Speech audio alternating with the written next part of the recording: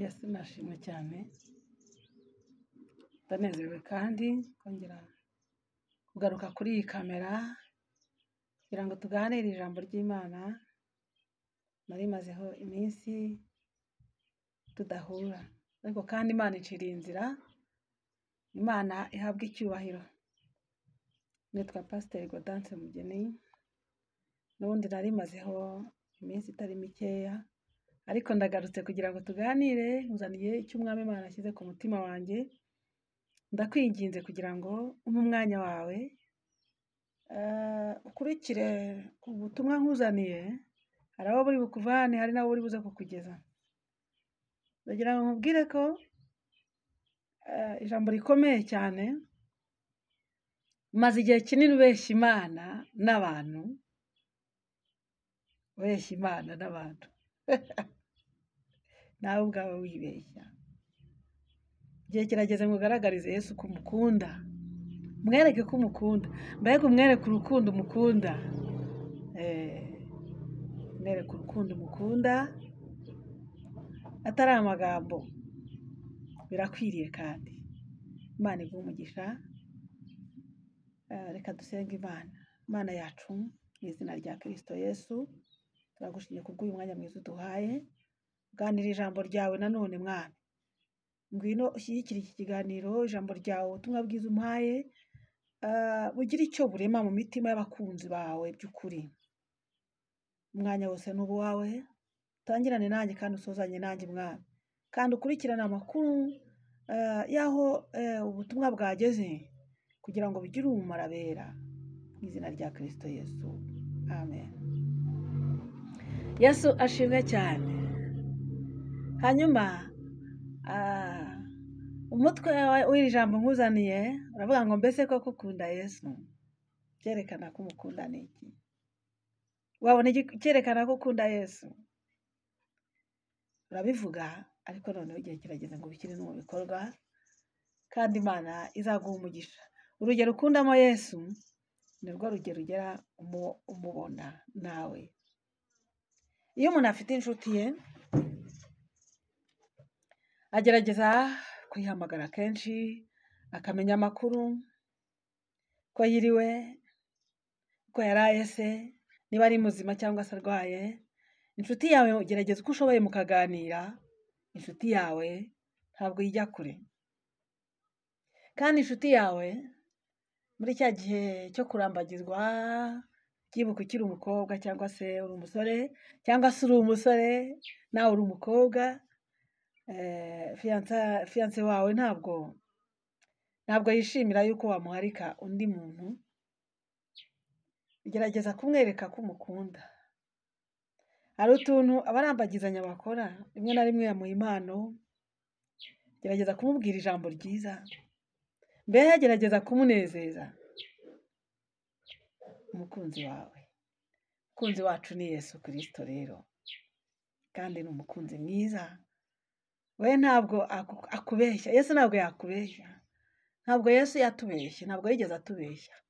Ijambo yatubwiye ni ukuri. Ni umukunzi wacu mwiza, nta wundi mukunzi wawe mukundanye ugahura n'ibibazo, akenshi araguta.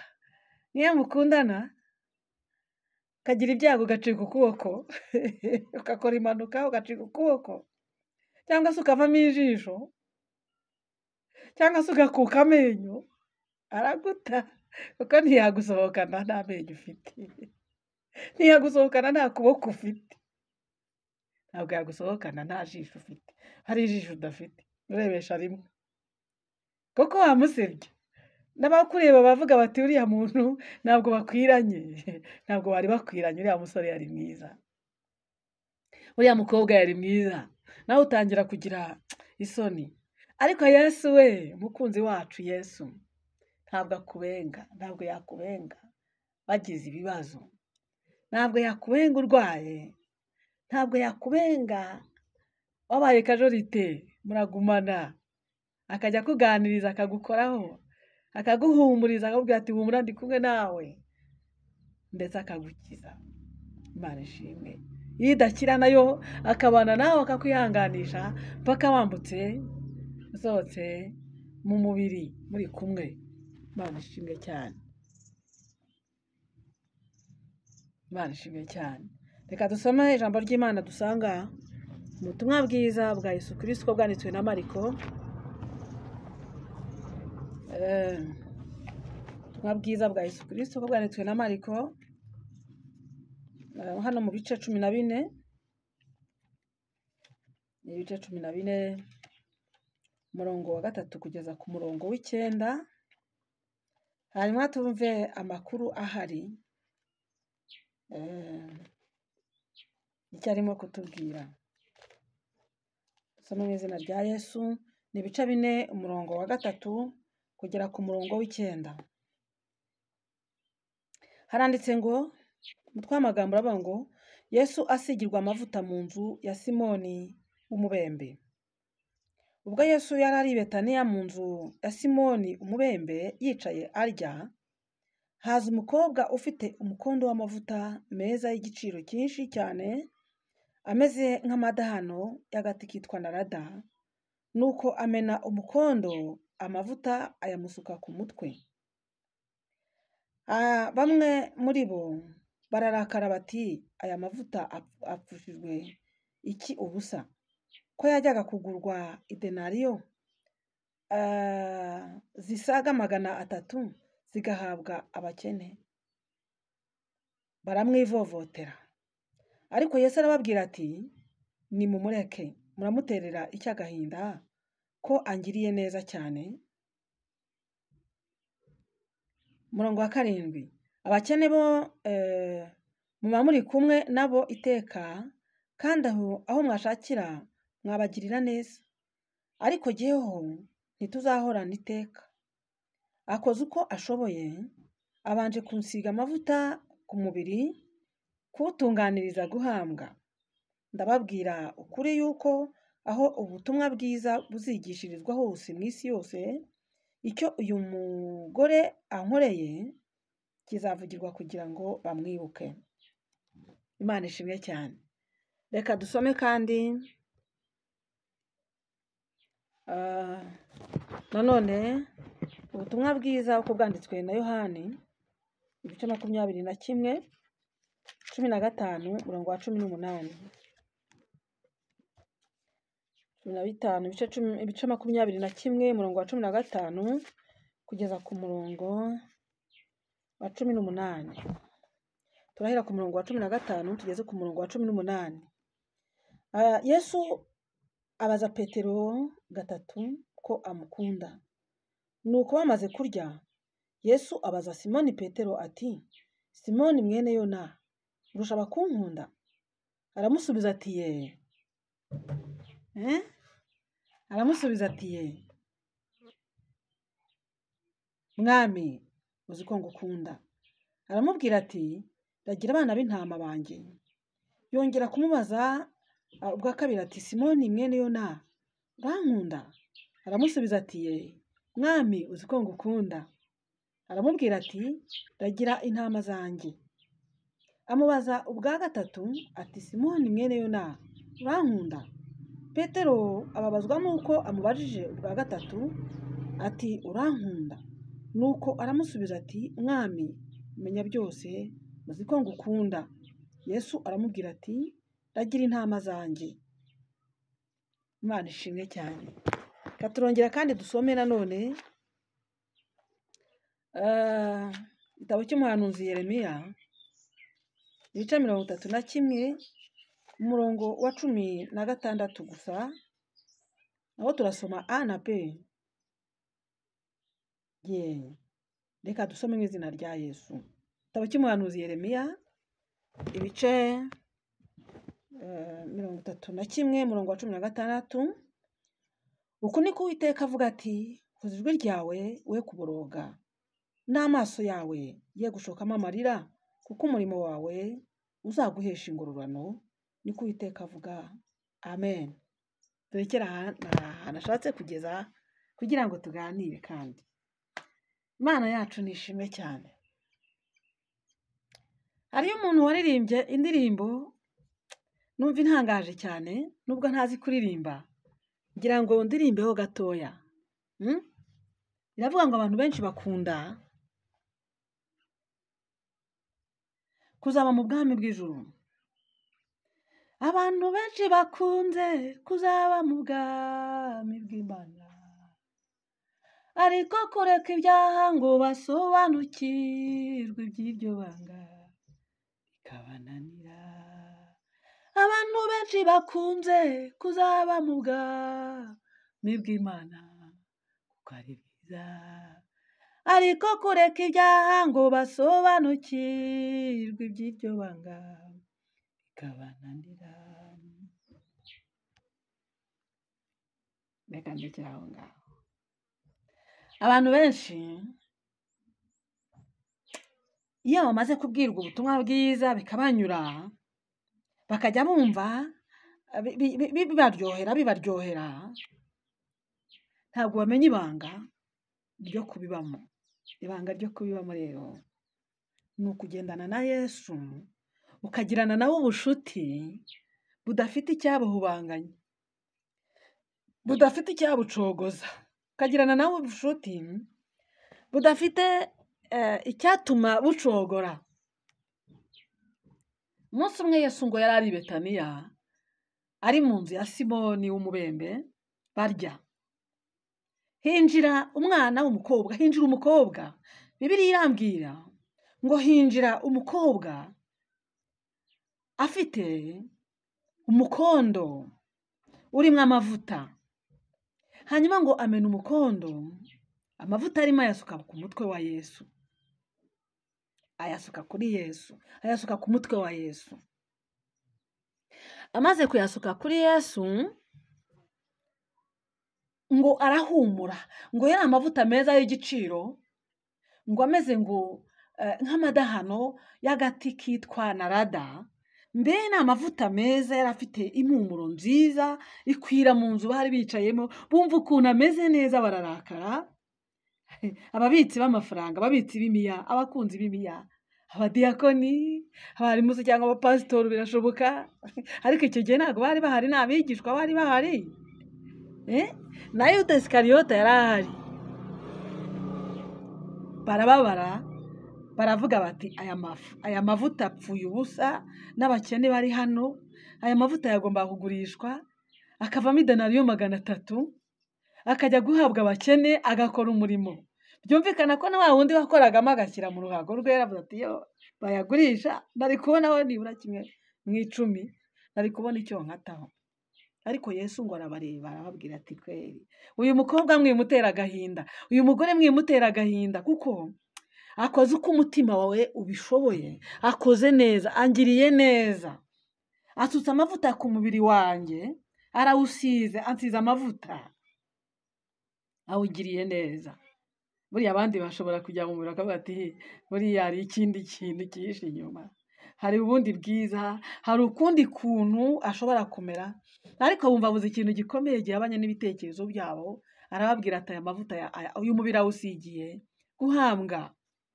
Ndetse arababwira ati ndababwiza ukuri ko iki gikorwa akoze, aho ubutumwa bwiza hose buzavugirwa, buzamenyekana, ahazavuga ubutumwa bwiza bw'ubwami bw'Imana hose, uyu mugore bazamuvuga kuko akoze neza, akoze neza, agize neza. Imana ishimwe cyane. Yakoze igikorwa cy'urukundo gihambaye. Amavuta yatamye akuzura inzu, akumvikana kugeza aho bagize ishyari, kugeza aho bababajwe n'ayo mavuta. Amavuta urayafite nawe, wasuka kuri Yesu.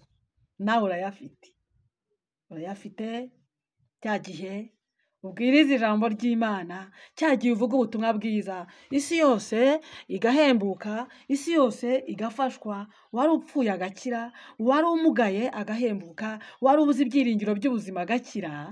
Amavuta aba yamugeze, impumuro y'amavuta, impumuro y'ijambo, impumuro y'amavuta, buryo uyasutse kuri Yesu. Imana ishimwe cyane. Iyo amavuta apfunduwe agasukwa, ntabwo yongera gusubira mu cyo yari arimo. Ijambo ry'Imana naryo risohotse muri wowe rimeze nk'irivuye mu mukondo cyangwa mu kibiko cy'amavuta cyangwa se mu rwabya. Hanyuma amavuta agahumura, akagenda, akagera kure.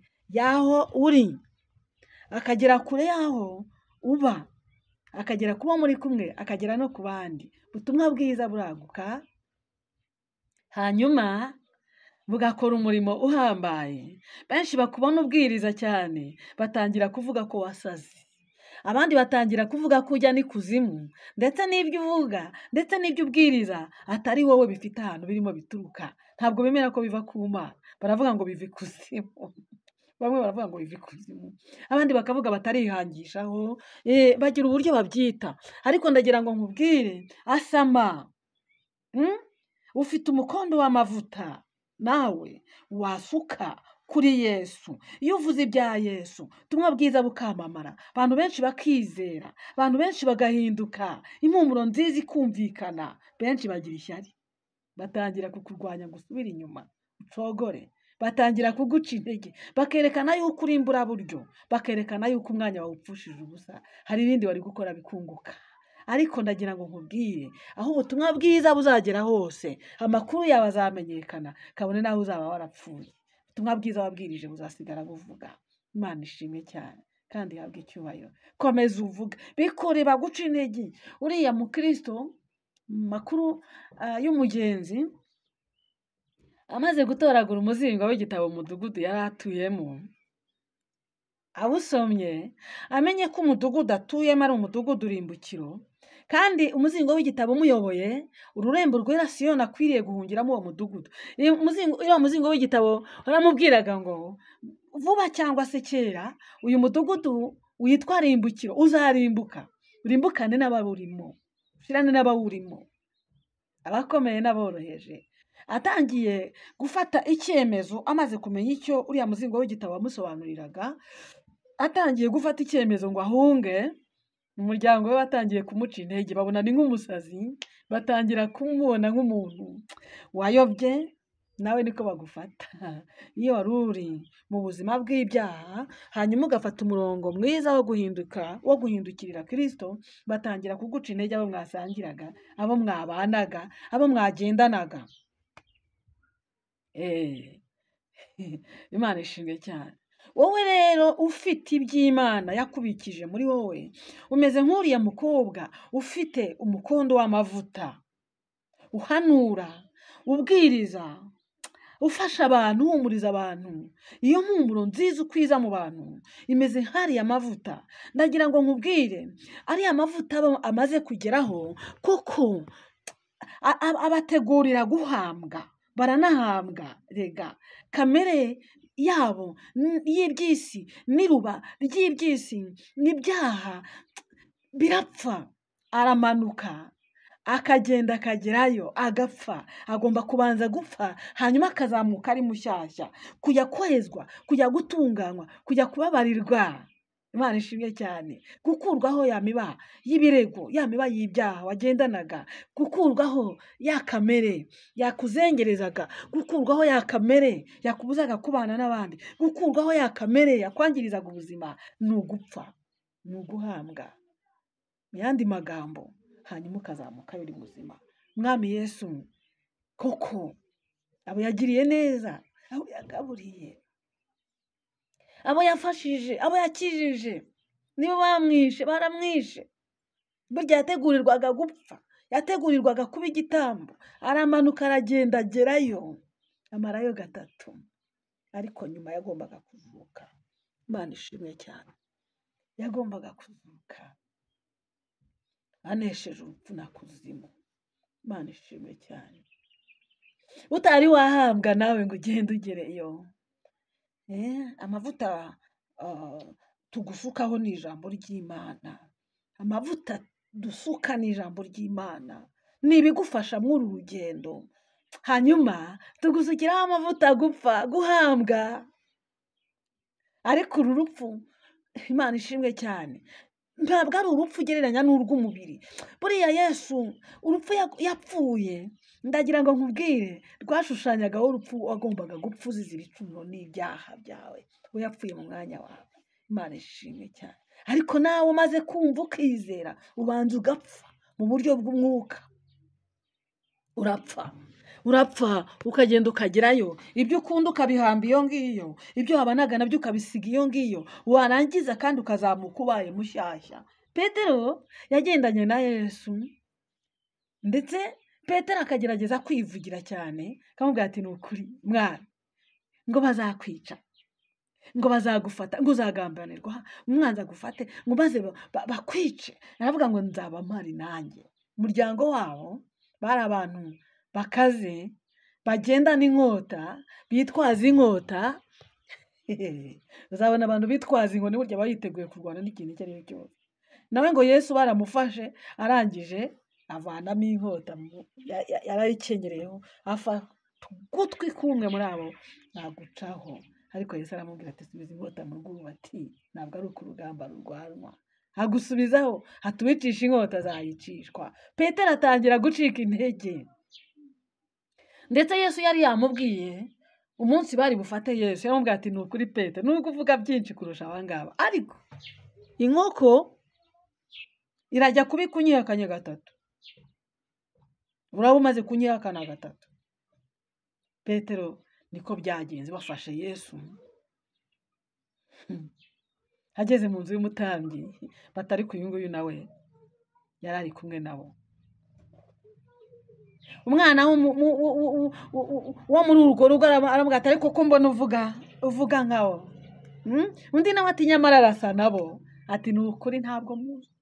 Inkoko irabika, inkoko irabika, amwihakanye gatatu. Ngo imaze kubika, yitegereza aho Yesu ari, ararira cyane, ararira. Ariko Yesu aramureba, buriya mu mutima we ati ko nabikubwiye kuri bunyihakane. Haleluya. Yesu ni umunyembabazi nyinshi cyane. Yesu aradukunda urukundo rwinshi. Yesu aradukunda niyo twamuhemukiye. Yesu aradukunda nubwo twananiwe kumukurikira. Yesu aradukunda niyo twacogoye. Azi ko turi abanyantege nke mu mitima yacu. Ayiwe, Imana ishimwe. Aya makuru yatega amatwi yumve neza muvandimwe wanjye. Nje kukubwiza ukuri, ntabwo ukunda Yesu, uramubeshya. Shakisha ukuntu wubaka urukundo, ubaka ubumwe, kuko hari impamvu wahamagawe ukibona muri uwo mwanya urimo. Hari impamvu yakureheje. Imana ishimwe. Imana data wa twese yarakugendere, irakurambagiza, irakuzana, ikuzanira Kristo. Ubundi wo niwo murimo w'Imana. Kugeza mu rugo, igushyira mu rugo, ngo nawe ube umwana mu rugo, ube umwana mu rugo, ugirye ibyo mu rugo. Ibyo mu gikari ubimenye, ibyo ahagaragara ubimenye, ibyo ahiherereye ubimenye. Mu rugo rwa so, mu rugo rw'Imana. Imana ishimwe cyane. Petero bwa nyuma, ku munota wa nyuma, Yesu arabiyegereza, amaze kuzuka. Aramubaza ati Petero yagombaga gusubiza kuriha gatatu. Igihe yahemukiye Yesu amwihakana, yagombaga gusubiza gatatu. Yemeza yuko amukunda, yagombaga kuriha inshuro 3 yihakanye Yesu. Yesu aramubaza ati Pete, urankunda? Urusha abakunkunda Pete?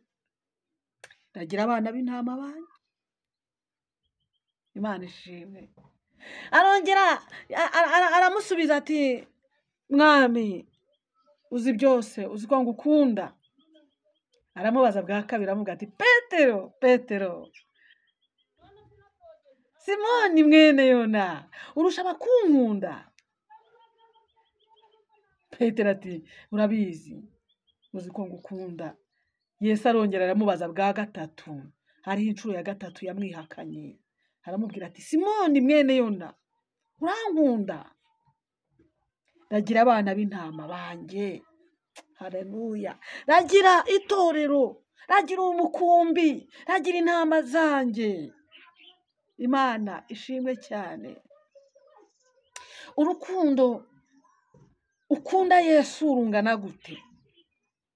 Buriya Petero Yesu amuragiza itorero ntabwo yari azi ko yinjiye, ntabwo ari uburyohe, ntabwo mu maso y'umubiri umuntu ureba bugufi yareba akabona ni ibintu byoroshye, ariko Petero yagombaga kuzasohoka agahamya Yesu, akavuga Yesu, akavuga ibyamubayeho. Ukurikirane hariya byakozwe n'intumwa. Yesu yamaze kujyanwa mu ijuru, Petero ahamya Yesu, aravuga ngo uwo mwabambye mukamwica niwe ukoze ibi bitangaza mureba. Ubwo Mwuka Wera yaramaze kumanukira intumwa, bari mu nzu hejuru bihishe bikingiranye. Mwuka wa Yesu Kristo abamanukiye, umuntu wese ahabwa kuvuga ku rurimi rushya ku munsi wa Pentekote. Twari mu minsi mikuru ya Pentekote, twibuka Umwuka Wera, twibuka imbaraga z'Umwuka Wera n'imikorere y'Umwuka Wera. Petero yagombaga kuzahagarara agahamya. Petero arabashinja abanditsi n'abafarisayo, abigisha amategeko arababwira ati ni ukuri uyu mwishe, uriya wa wundi mwishe mukamubamba, wa muziranenge, wa wundi mwishe urupfu rubi ndetse urupfu rw'umusaraba, niwe ukoze ibi ngibi. Haleluya, Imana ishimwe cyane, niwe ukoze ibi ngibi mureba. Turavuga imbaraga z'Imana, bavuga ku rurimi rushya, bavuga indimi nyinshi mu bihugu byari bikikije, Abamezopotamiya, Abamedi n'Abapariti, abantu bose mu bihugu byari aho ngaho muri uwo mujyi batangira kumva bavuga ishimwe ry'Imana mu ndimi z'iwabo za kavukire. Petero arasohoka, abandi bihinda, arababwira ati ndabahamiriza. Uwo munsi agizwa abantu barenga 3,000. Itorero ry'Imana ryubatswe ku rutare. Igihe kimwe bari kumwe na Petero na Yakobo na Yohana, aramubwira ati Petero, uru rutare ni wowe nzubaka w'itorero ryanjye. Haleluya, Imana ishimwe. Ntabwo uzabambwa ucuritse nka Petero, birashoboka, ariko uzababazwa. Bazagupima ibikurimo ngo bikuvemo, ariko uzakomeza uhamye. Uzahura n'imitego myinshi kubabaza, ariko uzakomeza uhamye. Imana ishimwe, kuko muri wowe harimo ubuzima. Uzakomeza uhamye, urinde ikibitsanyo wagabiwe. Wereke urukundo Yesu, werekana urukundo rwa Yesu, ubihamye. Kuko batarakugerageza ngo bagutere amabuye, ngo bakononere. Benshi baragenda bakazimira pe, bakazimira, kavuga ati mbivuyemo. Ariko nawe reba icyo ukora, reba icyo ukora gihamye Kristo. Nta mavuta uzabasha kubona mu bifatika, nani amavuta asanzwe. Njya mbona cyo kora buri umwe wese agira uko yizera. Nimukabarenganye, nimubareke bagira uko bizera. Umuntu wese agira uko yizera, azana amavuta akayasuka ku muntu ati ubu ngubu uhawe imbaraga wawe. Ubwo niko bizera nyine, ariko amavuta atuma ubigumamo. Ntabwo umuntu yavana mu mukebe ngo yagusukemo. Amavuta atuma uzagera mu rugamba rukomeye rushobora gutuma wanapfa. Ntabwo bayavana mu mukebe ngo bayagusukemo, ahubwo ayo mavuta aturuka ku Mana Data. Reka Mwuka Wera yagusukeho. Namugereranyije nk'uyu mukobwa wazanye amavuta akayasuka kuri Kristo. Reka Umwuka Wera yagusukeho mwene Data, reka yagusukeho nawe utunganyirizwe kugira gute guhambwa. Urabihamba. N'urugendo rurerure rwo kubabarirwa n'Imana, n'urugendo rurerure rwo kubohoka, n'urugendo rurerure rwo gukizwa, ndetse n'akazi gahoraho mpaka upfuye. Ariko hari ibintu hamba ukabijyana ukabihamba, kabone n'ubwo bazana ibikoshya, kabone n'ubwo bazana ibikuryohera, kabone n'ubwo bazana ibimeze gute, ukaba utareka bwa bwiza, utava mu bwiza, utareka bwa bwiza urimo, kugeza igihe uzaba umutsinzi. Bose bakabimenya bakavuga bati umuntu yarakirijwe, nimumureke ntabwo yabakundira.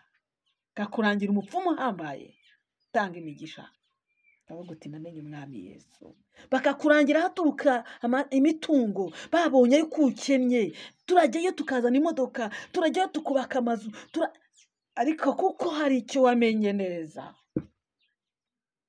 ntabwo wajyayo. Baragushuka bakakwereka ukuntu uri mwiza, bakakongoshyushya ngo bakwandurije umwambaro. Yagushutse akakunesha agenda guseka, wasambanye, kaguheta, akakubeshya, kakubwira ngo ufite amenyo meza aruta ay'abandi, kakubeshya ngo ufite imisaya myiza kandi wifitiye nk'utu twanjye. Akagushuka yarangiza akagenda guseka. Inzira yo gukiranuka bakakubeshya, mukajyana kwiganya, mukajya kwiba, tuzakira, tuzagura imodoka. Hari n'uwo numvisha amubwira ati genzi hana nyuma. Iyo uvuyeyo ahubwo urapfa, ushobora no gupfa, umubiri n'ubugingo bikaroka. Bakoshye aho wumva bajya inama zo kugambanira mwene so, aho wumva bajya inama zo guhemukira runaka, bati tuzaguhemba, wowe wabyumva ukavuga ati kweri cya gihe nahambwe kamere y'urwango. Waguha ugahamba kamere, waguha ugahamba uriya mudayimoni w'amoko. Njyewe ndike ariko nzaturayo, erega ni natwe tuzajyayo, erega ni twebwe ijuru ryateguriwe neva wapi, ijuru ryateguriwe abera. Umuzimu, umudayimoni mubi w'amoko, cyitwa umuhutu ntabwo uzajyayo, cyitwa umututsi ntabwo uzajyayo, kabone n'ubwo wamanura iki kirere kikamanuka. Niba ufite iturufu imwe muri izo ntabwo uzajyayo. Ukwiriye kumanuka ugabatizwa, ugahambana kamere n'iruba n'iby'isi n'inzangano n'ibindi byose n'ibyo abantu biyitirira, ukahambwa, ukazuka uri umwana w'Imana, ukabyarwa ubwa kabiri, ukitwa umwana w'Imana, ukitwa umwana w'isumba byose. Nibwo utazabeshya bikagushobokera, nibwo utaziba bikagushobokera, nibwo utazasambana bikagushobokera, kuko byarahambwe muri rwa rwobo. None duhamya. Umukobwa umwe yigeze kumbwira, inshuti yanjye, arambwira ati ariko kweri wowe Gaudence, twagize ibyago umunsi twinjira mu Mana twese ukinjiramo n'ingingo zawe zose. Arambwira ati genda kuze njye kwishingira sa nyemerere bana, nigendere nijoro anyemerere, abandi se ko bagenda anyemerere sa nkundire. Ndamubwira ntihangane, komera, ibyawe biri hafi ya abiento, biri hafi. Imana ishimwe cyane, kandi niko kuri. Imana ishimwe cyane. Uriya Baramu ngo ajye kwakira indamu za Baraki, Baraki amutumyeho abagabo beza batoranije, bambaye amakositime meza, mbega b'igiciro. Tugenda mujye imbere mubwire ngo mfite amakuru y'uko wamvumira ubu bwoko bw'Abisirayeli bugiye kunyura muri iki gihugu, namenye ukuntu bameze, ubamvumire, baratsindwa, kuko uvumye aratsindwa, uhaye hesheje umugisha arawugira. Baramara babwira ati nimugende, mundeke mbanze nibura numva icyo Uwiteka Imana ambwira. Uwiteka Imana aramubwira ati wirinde, witonde, ntukore icyo ntakubwiye. Ntabwo wemerewe kujya kuvamo buriya bwoko. Baragenda baramubwira bati byanze. Arongera atoranya abandi bagabo b'imbaraga basa neza b'igihagararo, mbe bajye kumukanga. Bamugeze imbere bamubwira ibyiza byose Baramu yabatumye azamugirira, Baraki yamutumye azamugirira. Ati ni ukuri nakugira n'umuyobozi, wabona n'umusozi uyobora, waba umutegeka, waba umuntu, wabona amafaranga, waba umuntu ukomeye. Ariko Baramu afatwa n'umwuka w'iby'isi, reka ngende ni ahandi buri Imana iri bwirwanirire. Ariko murabyibuka mu nzira ya Baramu ajya kuvuma Abisirayeli, yumvaga agiye kurya amadolari, yumvaga agiye kubona ubutunzi, yumvaga agiye gukomera kuko ari umwami w'isi ubivuze. Marayika w'Uwiteka Imana aramutangira mu nzira, agira ifuye. Imana iravuga ati kweri namugendere ndamubuza, none aragiye, kandi koko nabavuma bwoko bwanjye, nabavuma yaba. Marayika w'Uwiteka Imana atangira indogobe, arayitangira, ayibuza kugenda. Indogobe irakebereza, munsi y'inzira irakebereza iramukatana. Baramu atangira kuyikubita, indogobe iramujyana ihatira ikirenge hagati y'imuriro z'amabuye mu nkuta itsindagiramo. Baramu atangira kuyikabukira, kuyikubita. Marayika w'Uwiteka Imana amanika inkota yaka umuriro gutera ya ndogobe. Indogobe iramanuka iryama hasi, ishinga ibipfukamizo. Baramu arayikubita, indogobe irahindukira iramuvugisha. Ntiyibutsa yuko n'indogobe itavugaga, ahubwo yakomeje kuganira nayo. Unkubitiye iki aka gatatu? Umpoye iki? Aho washaka ko nkujyana sinakujyanaga, ntakugarura amahoro. Unkubitiye iki? Abona yuko uburakari bwa Baramu bukomeza gukongezwa. Marayika w'Uwiteka Imana amuhumura amaso, aramubwira ati ahubwo iyi ndogobe yawe nsatira mba nkwishe, mba nkutsinze hano. Kubw'urukundo ukunda Yesu ntukurikire indamu. Kubw'urukundo ukunda Yesu n'ibyawe bitange nubishobora. Imana ishimwe nuko tubitanga bigateza ikibazo, ariko iyo tubitanze biratugarukira mu buryo abantu batareba. Ari amavuta arimo inyungu nyinshi, biratugarukira mu buryo abantu batareba. Bibiliya Zaburi ya mbere yaravuze ngo hahirwa umuntu udakurikiza imigambi y'ababi, ntagare mu nzira y'abanyabyaha, nticare n'abakobanyi, akibwira amategeko y'Uwiteka Imana mutima we. Uwo muntu icyo azakora cyose kizamubera cyiza. Uzahirwa. Imana ishimwe. Some Gutegeka kwa 2:28 umurongo wa mbere ugere ku murongo wa 14, uzumva urukundo rwawe. Haleluya. Wowe na Yesu, ese koko ukunda Yesu? Koko uramukunda? Yesu aragira icyo akubwira, subiza. Nawe aragira ijambo akubwira. Ragira abana b'intama banjye, bwiriza ubutumwa bwiza, senga, sabira abantu umugisha, hesha abantu umugisha, itange, kandi urugo rwawe ntiruzakena, urugo rwawe ntiruzasonza, ntacyo uzifuza ngo ukibure. Imana ishimwe. Zaburi ya 84 umurongo wa 12 kuri se haravuga ngo kuko nta kintu cyiza na kimwe azima abantu be bagenda batunganye. Ayo mavuta yawe yasuke. Imana ishimwe cyane kubwa Yesu. Ndashoje kandi mwene data, narinje kukubaza ngo ko kukunda Yesu uramukunda, ndetse wakwemera no kubabazwa, ndetse wakwemera no gupimwa n'ibipimo bagupimisha, wabigumamo? Niki wareka?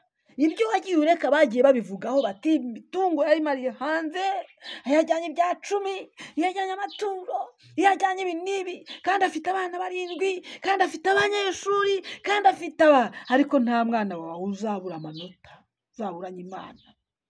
Abana bawe bazajya babona buruse turazifite kubera Imana, turazibona. Imana iradutambutse ikatwicaza aho ababyeyi bacu batigeze baturaga kuzicara. Ababisha barahaguruka, umwami Imana akabarwanya bucece, ukabona baratsinzwe, ugakomeza ubuzima ukabaho. Garagariza urukundo ukunda Yesu, garagaza urukundo ukunda Imana yawe, garagaza urukundo ukunda Imana. Haguruka. Niba ari wicaye haguruka, niba ari uryamye byuka. Ndashimira abantu bakurikirana ubutumwa bwiza nyuza kuri iyi channel Tuyivuge TV. Ndimo gukurikirana ngasanga abantu bo hanze, mu bihugu byo hanze aribo benshi kuruta abo mu Rwanda. Abantu bo mu Rwanda abenshi ni abanebwe, barimo barumva sinzi cyagukurura, ariko ndagira ngo nkwinginge urukundo rwawe na Yesu subiza. Niba uri busubize 3 simbizi. Petero yarihaga 3 yihakanye Yesu, ariko wowe urasubiza inshuro zinga, inshuro hakanye mwe Yesu, nawe urizusubizamo. Arakubaza ngo uramukunda? Urusha abo muri kumwe kumukunda, urusha umugabo wawe kumukunda, urusha abana bawe kumukunda, urusha imiryango uvukamo kumukunda. Uramukunda. Ragira abana b'intama, ragira itorero, ragira umukumbi. Haleluya. Hakira inkoni, ragira itorero, rinda umukumbi, bera amaso umukumbi, ufite ingororano. Amina. Ndashoje. Mwene data, urukundo ukunda Yesu rungana gute?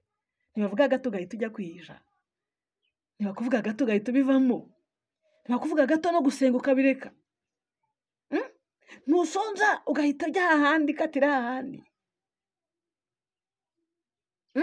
Ubukene buguhagurukiye gato ntabwo ukatira ahandi. Hama hamwe usubize Yesu. Inshuro umukunda arakubaza urusha bagenzi bawe kumukunda. Imana ishimwe cyane. Ntabwo yakunda ko ubugingo bwawe buzimira. Ntabwo yakunda yuko iherezo ryawe riba ribi. Iherezo ribi ni ugupfira mu byaha. Iyo uriga utashye iryo ari ryo ryose rigucyuye, ujyanye n'ingabo nyinshi z'abamarayika baguherekeje bakugaragiye, utashye mu buryo butandukanye n'ubwo bapagane, kuko utashye uririmba.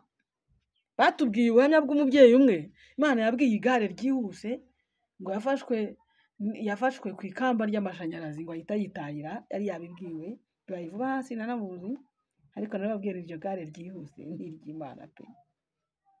Ariko utashye wambaye umwenda wera, utashye wambaye ikanzu yawe, kandi koko gutaha ni ngombwa. Umunsi muzumva ko Pastor Gaudence natashye, muzaririmbe. Nzaba naruhutse, imirimo yanjye izaba imerekeje, nzaba ntahanye ingororano zanjye. Ntabwo nzagenda nk'umukobwa utaranyuze mu rwambariro. Imana ishimwe cyane. Ndagukunda mwene data. Ndumva kwifuriza kugirana urukundo rwinshi na Kristo muri iki gihe kurusha ibindi bihe byose waciyemo. Ndumva nkwifuriza kugira urukundo rwinshi wowe mugabo. Urukundo rwinshi na Kristo ruratuma wihanganira umugore wawe nubwo yakunaniye. Urukundo rwinshi ruratuma wihanganira umutware wawe nubwo akunaniza.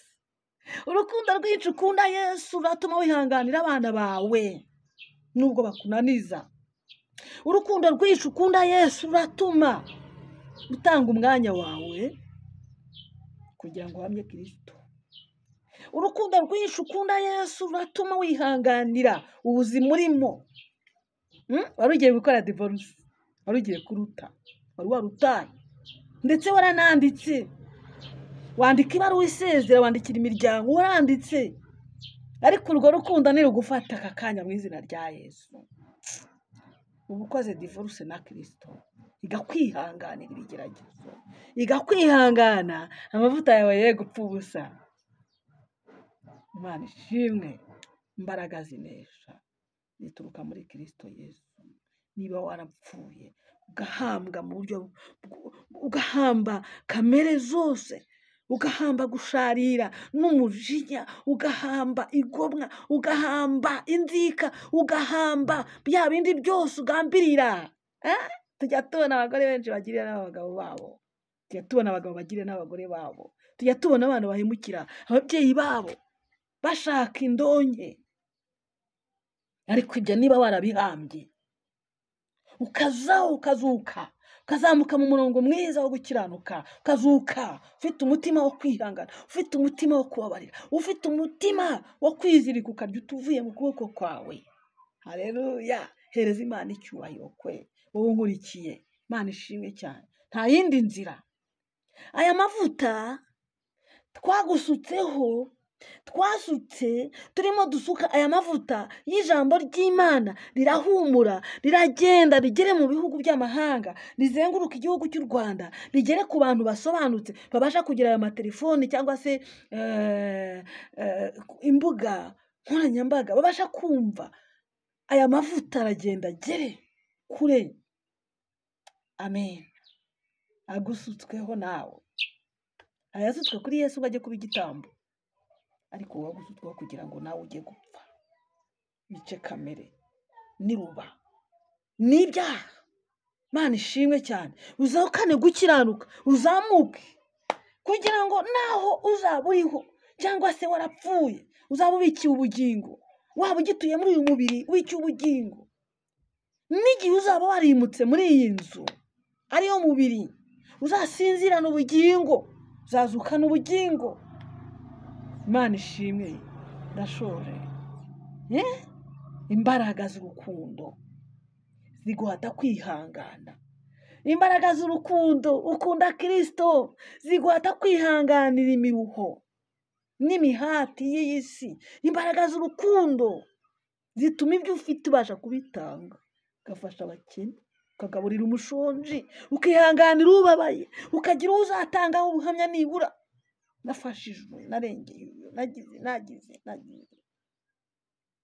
Bamwe baratureba rimwe na rimwe bakadukarasa ahantu runaka, ariko twebwe turi mu rugo, turi abana bo mu rugo kwa data. Umukiranutsi w'Imana azashisha. Some Zaburi ya 92. Umukiranutsi ubwo batewe mu rugo rw'Uwiteka Imana bazashyirwa hejuru nk'umwerezi w'Ilebanoni, bazashisha, bazatoha, bazagira amakakama menshi y'itoto, bazera ndetse no kugeza mu busaza bwabo. Turi mu rugo kwa data, nubwo tunyagirwana nawe n'imvura, nubwo turwara nkawe, nubwo dusonza nkawe, ndetse ukabona twashonje kukurusha, nubwo duhura n'ibigeragezo ukanatubona twageragejwe, ariko turi mu rugo kwa data, turi mu rugo. Ngwino nawe uterwemo, umwana wo mu rugo, ntuzerekane urukundo rwawe kemera. Ndashoje, reka ngusengere. Byakunaniraga ndetse byari byakunaniye, nawe wihakanye nka Petero, batangiye kuvuga ko ibyo bakubwiye bakubeshye, batangiye kubona yuko nta nyungu irimo, batangiye kwihakana, yiyambuye ikanzu yawe ugiye. Ariko garuka, ndakubwira ngo garuka mu izina rya Kristo Yesu. Garuka mukobwa, garuka, wikihemukira. Musore garuka, we kwihenda. Mugabo garuka, mubyeyi garuka. Tangiye kwerekana ibyo ufite byakurengera, ariko oya, byose bibaye ubusa, watungwa n'iki? Ariko ndagira ngo mubwire, gira kwisubiraho, wumva urukundo ukunda Kristo ko rungana. Icyo rwatumye ureka, ibyo rwatumye uta, ibyo rwatumye uhamba, ibyo rwatumye birangana gute? Garuka, wikwihenda. Wari ugiye kugera ku musozo ngo ubone ingororano, wari ugiye kugera ku musozo ngo wakire. Urukundo rwawe rugana gute? Ariko rurangana gute? Reka dusenge.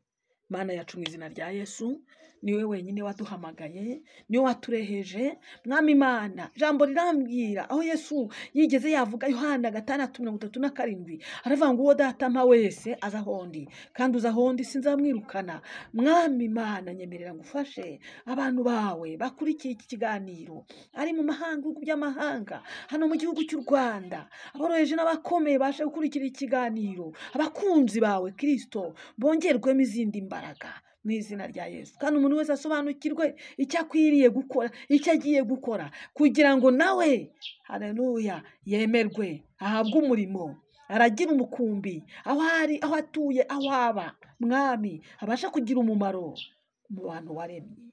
Ndagushimiye kubw'iki kiganiro, aho kizagera hose Mana, kizagira umumaro. Aho kizagera hose Mana, umuntu wese uzajya ukurikirana akakirangiza azahabwa umugisha hamwe n'abera, mu izina rya Kristo Yesu. Amen. Imana iguhe umugisha. Ndashoje. Gumana natwe kuri Tuyivuga TV. Iki kiganiro nukigeraho ugisoze, kiragira iyindi ntera kikugezaho, kandi Imana izaguhemba. Ucyohereze bagenzi bawe, ukore subscribe niba utari wayikora, kugira ngo ibiganiro tumwe bwiza ducisha hano hantu kugereho buzagufasha. Imana izaguhemba. Ukore share, wohereza abandi, ukore comment. Nubona hari ibyo twakosora ubitugezeho, tuzazikurikirana tuzisubize. Nubona twagusengera kandi nabwo, Imana izaguha umugisha. Ndagira ngo nguhe nimero yanjye, dusengeye benshi, dufashije benshi. Andika nimero yanjye niba wumva ufashijwe, wamamagara tukaganira unyuze mu gikari. Ni 078 2 1 6 7 3 Ndasubiramo, 078 2 1 6 7 3 Unyandikire. Niba urwaye dusenge, niba wumva unaniwe dusenge, niba wumva bikugoye dusenge. Naho naba ndi mu nzira ndahagarara, kuko nzi ko isi wishe. Naho naba ndyamye, nari nsinziriye ndakanguka, nkagutega amatwi, kandi jyewe naherewe ubuntu, ntangira ubundi. Imana ishimwe. Imana iguha umugisha, Imana y'amahoro kwishimire bwo kubana nanjye, bwo gukurikirana ibiganiro binyura kuri iyi channel yitwa Tuyivuge TV, kandi Imana izaguhemba mu izina rya Kristo Yesu. Shalom, shalom.